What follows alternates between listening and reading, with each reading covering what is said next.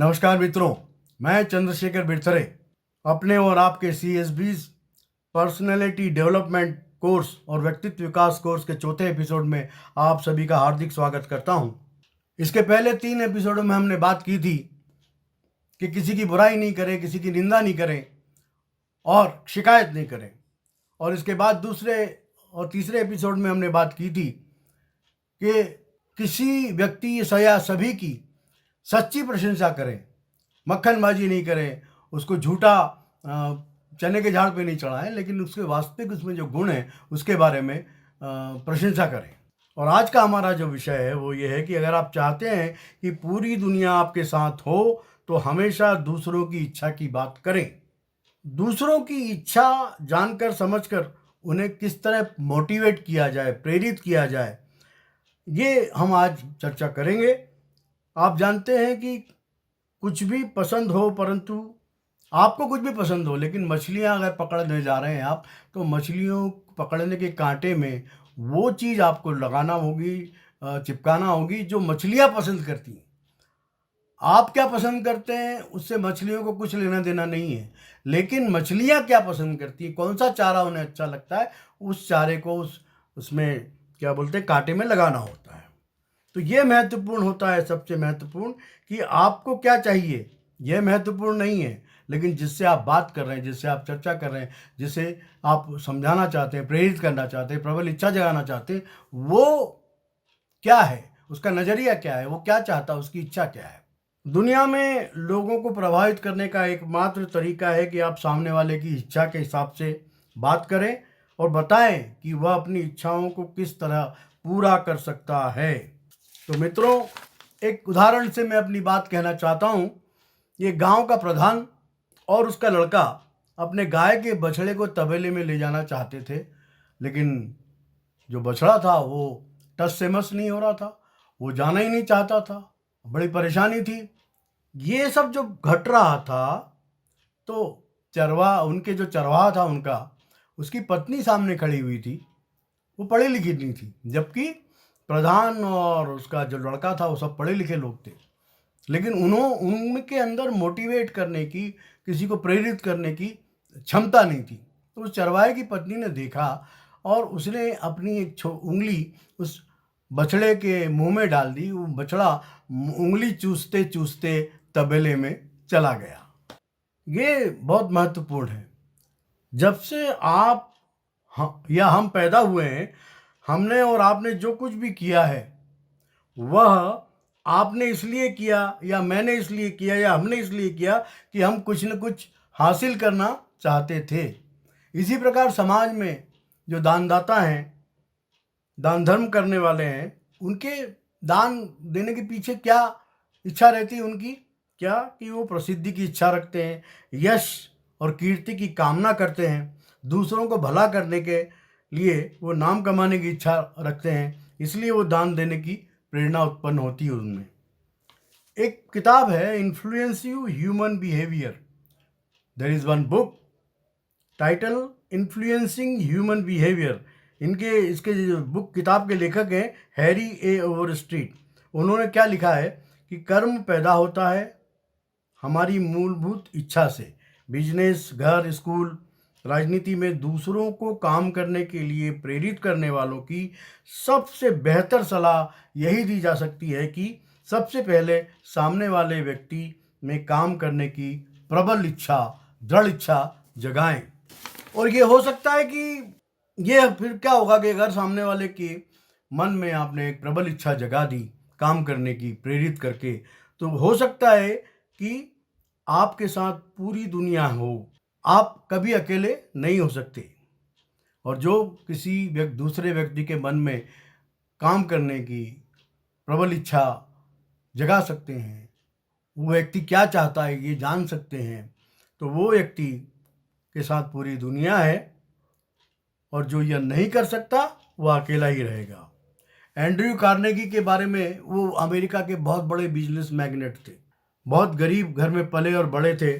उन्होंने अपनी पहली नौकरी जो की थी 2 सेंट प्रति घंटे के हिसाब से की थी, लेकिन आपको ये जानकर आश्चर्य होगा कि उन्होंने $365 मिलियन दान किए थे। जब वो सफल हो गए अपने व्यवसाय में, तो उन्होंने $365 मिलियन दान में दिए। और उनमें उन्होंने क्या किया था कि जीवन की शुरुआत में लोगों को प्रभावित करने का तरीका सीख लिया था। वे हमेशा सामने वाले की इच्छा के अनुरूप ही बात करते थे। वे बहुत ही व्यवहार कुशल थे। व्यवहार कुशल होना बहुत ज़रूरी है, और सामने वाले की इच्छा जानना, उसका नज़रिया समझना, ये बहुत ज़रूरी है। अब एक और उदाहरण है कि एक सज्जन अपने बच्चे को स्कूल भेजना चाहते थे। छोटा बच्चा था, लेकिन वो बच्चा था कि स्कूल जाना ही नहीं चाहता था।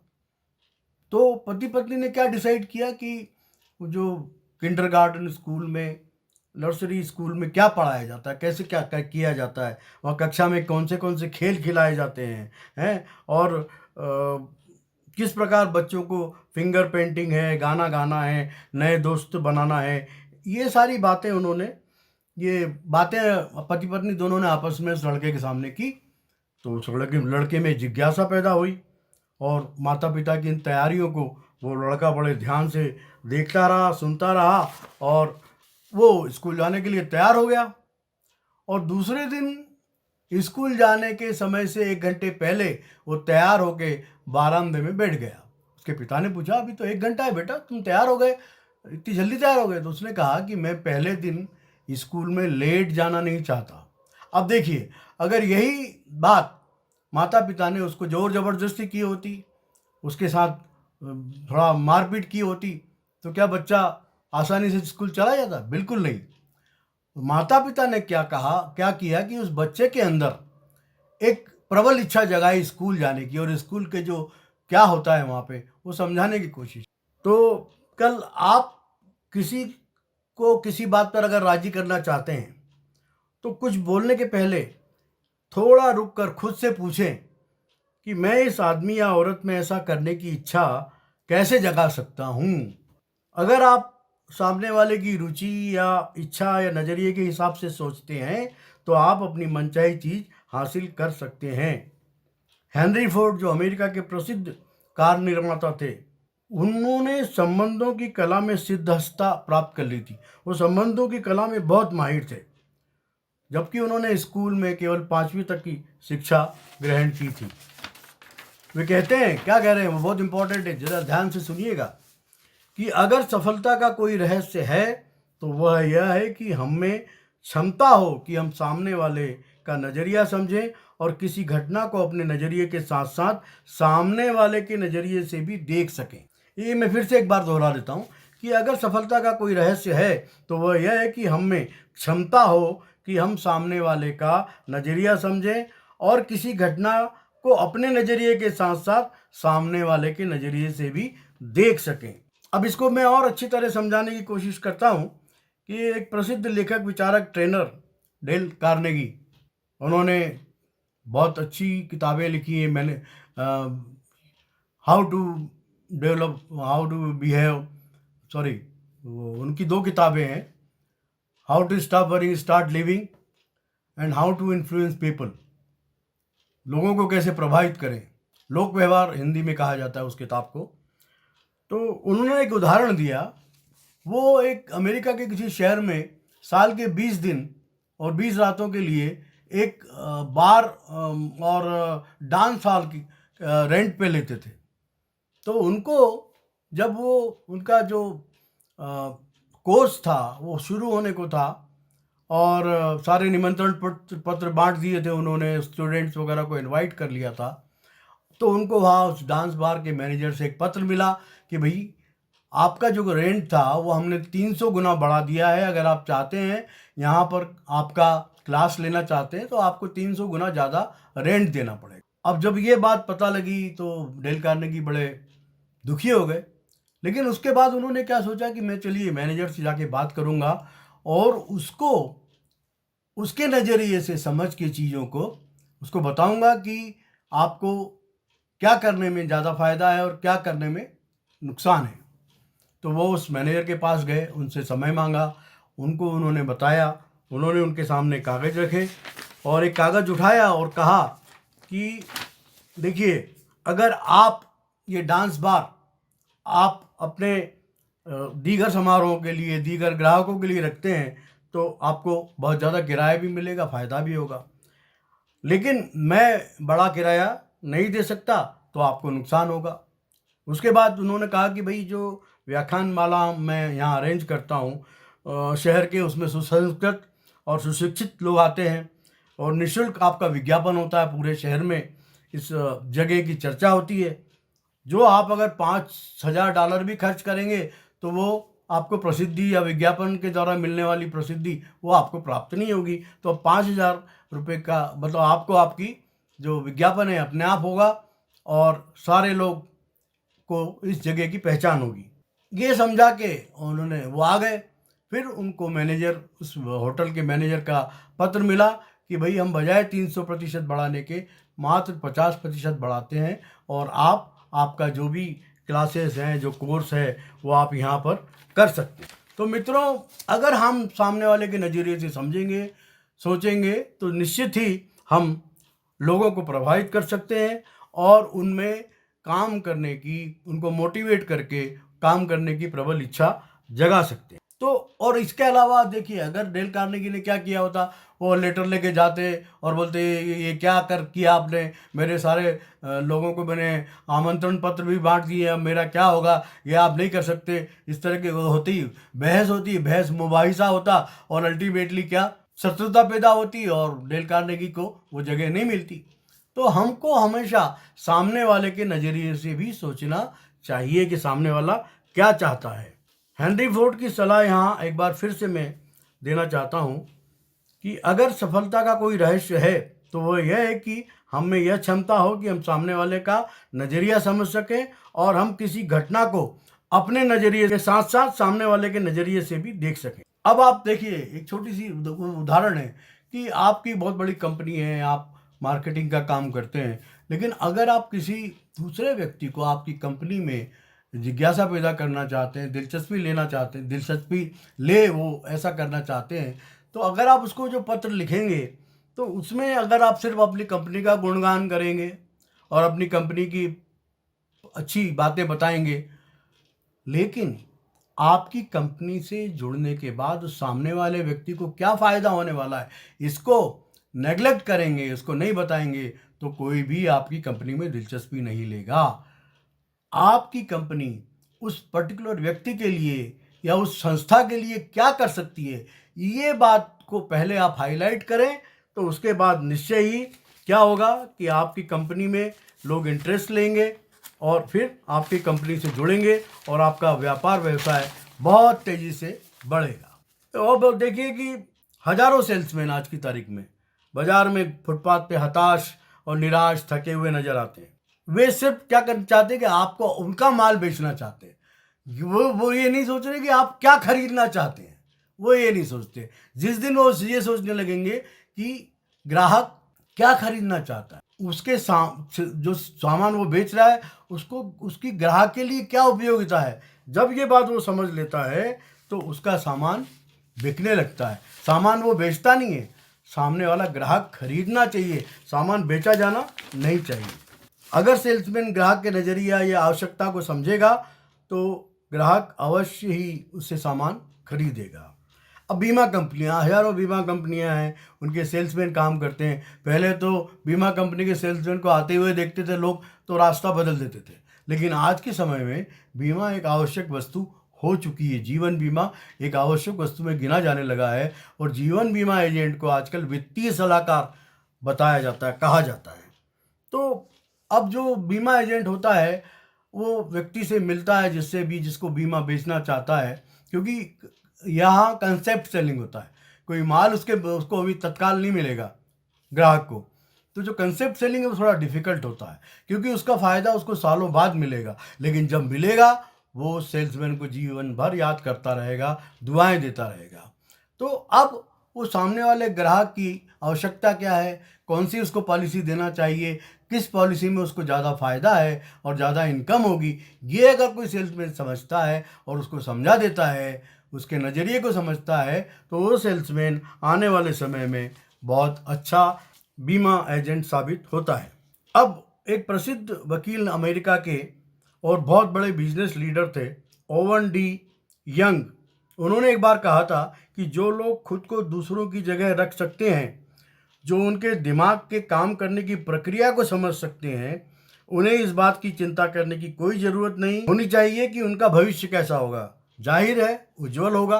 फिर से पढ़ते हैं कि जो लोग खुद को दूसरों की जगह रख सकते हैं, जो उनके दिमाग के काम करने की प्रक्रिया को समझ सकते हैं, उन्हें इस बात की चिंता करने की कोई ज़रूरत नहीं कि उनका भविष्य कैसा होगा। जाहिर है उज्जवल ही होगा।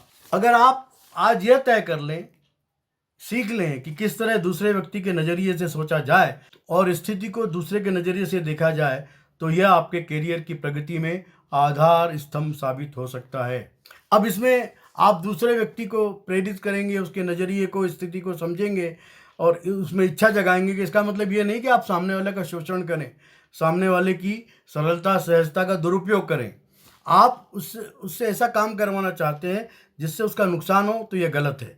जबकि काम ऐसा होना चाहिए कि आपका भी फायदा हो और उसका भी फायदा हो, दोनों का फायदा हो। अब आखिरी एक उदाहरण मैं देना चाहता हूँ कि एक अमेरिका में एक ऑयल कंपनी थी। उसमें एक ऑयल कंपनी में एक सेल्समैन काम करता था और वो सेल्समैन बहुत कामयाब सेल्समैन होना चाहता था। उसकी टेरिटरी में, उसके क्षेत्र में एक ऐसा पेट्रोल पंप था जो पुराने मॉडल का बना हुआ था और वो सेल्समैन चाहता था कि उस पेट्रोल पंप का मालिक नए मॉडल का पेट्रोल पंप, सारी सुविधाओं वाला पेट्रोल पंप बना ले। लेकिन वो मालिक जो था वो सुनता ही नहीं था, क्योंकि बिक्री अच्छी होती थी। तो एक दिन उस सेल्समैन ने क्या किया, बार बार समझाने के बाद भी वो नहीं माना। तो उस सेल्समैन ने क्या कहा कि भैया देखो, मैं आपको एक नया पेट्रोल पंप जो नए मॉडल का है वो दिखाना चाहता हूँ, और उस देखने के बाद आपकी इच्छा हो तो आप अपने पेट्रोल पंप में मॉडिफिकेशन, अल्ट्रेशन करना, और नहीं तो मत करना। अब उस पेट्रोल पंप के मालिक को वहाँ ले गया और पेट्रोल पंप के मालिक को नए पेट्रोल पंप का जो डिज़ाइन है, जो वास्तु है, वो सब इतना पसंद आया, उसने तत्काल हाँ कर दी। और आने के बाद उसने नए पेट्रोल पंप के लिए आवेदन किया और पूरा जो भी मॉडिफिकेशंस वगैरह करने थे वो कर दिए, और पेट्रोल पंप की जो सेल बहुत ज़्यादा बढ़ गई और सेल्समैन की सेल भी बढ़ी और वो उस कंपनी का सफल सेल्समैन कहलाने लगा। तो मित्रों, ये जो बात है दूसरे के नज़रिए को समझने वाली, ये ही आपको सफलता जीवन में दिलाती है। और एक और बहुत बड़े दार्शनिक थे, विलियम विंटर ने कहा था कि आत्म अभिव्यक्ति इंसान के स्वभाव की सबसे बड़ी ज़रूरत है। अपने आप को प्रेजेंट करना, अपने आप को बताना, लोगों को समझाना, वो बहुत क्या है, इंसान की स्वाभाविक और सबसे बड़ी ज़रूरत है। इस मनोवैज्ञानिक सूत्र को हमें हमारे व्यवसाय में, जीवन में उतारना चाहिए। कहते हैं थॉट्स आर द थिंग, विचार ही वस्तु है। अतः हमारे बढ़िया विचारों को दूसरे के सामने प्रस्तुत करें और यह कोशिश करें कि दूसरों के दिमाग में वही विचार अपने आप आ जाएं। अगर आपका प्रेजेंटेशन बढ़िया होगा, प्रभावकारी होगा, तो निश्चय ही आप उस व्यक्ति को समझाने में सफल होंगे।